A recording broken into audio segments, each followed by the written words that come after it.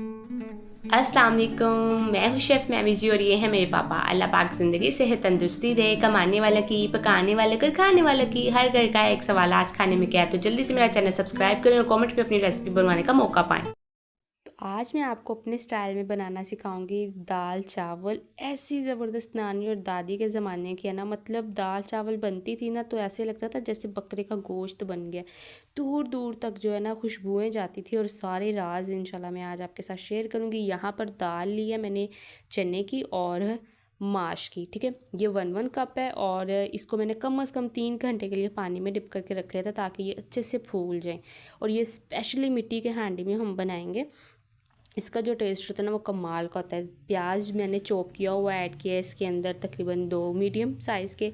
और जो अदरक लहसुन और हरी मिर्ची होती है ना, ये भी मैंने 2 खाने के चम्मच ऐड की है, बिल्कुल बारीक चॉप करके। अब इसमें नमक हम लेंगे टू टेस्ट। और कुटी हुई लाल मिर्ची जो है ना, ये पहले बहुत अच्छे से खाई जाती थी और इसका टेस्ट बहुत ज़बरदस्त होता है। ये मैंने 1 चाय का चम्मच लिया है।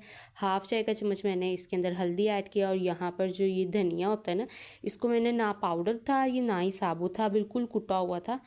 2 खाने के चम्मच। और साथ में इसके अंदर मैंने ज़ीरा जो था वो 1 चाय का चम्मच था। अब ये है जायफल। आपने अक्सर गरम मसाले में सुना होगा जायफल और जावित्री, ठीक है। ये वो जायफल है, इसका इतना खूबसूरत टेस्ट होता है, खुशबू होती है ये स्पेशली।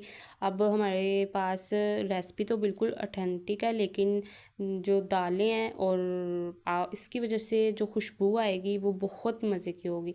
अब ये क्योंकि हम मिट्टी के बर्तन में बना रहे हैं तो यहाँ पर जो है ना आपने अजाफ़ी पानी ऐड करना है। मैंने तकरीबन इसमें 7 से 8 कप जो है ना पानी ऐड किया था।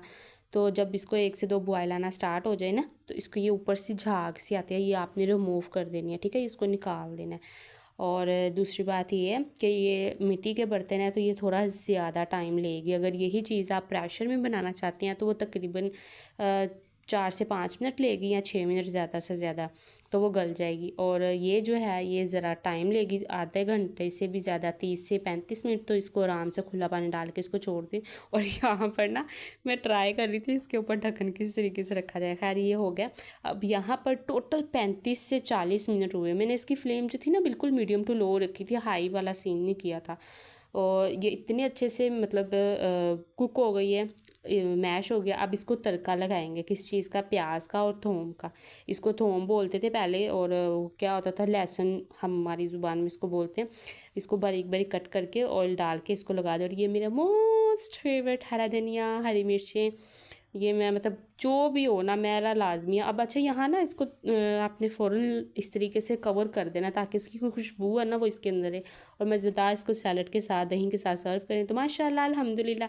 अल्लाह पाक ज़िंदगी सेहत तंदुरुस्ती दे। कमाने वालों की, पकाने वालों की, खाने वालों की।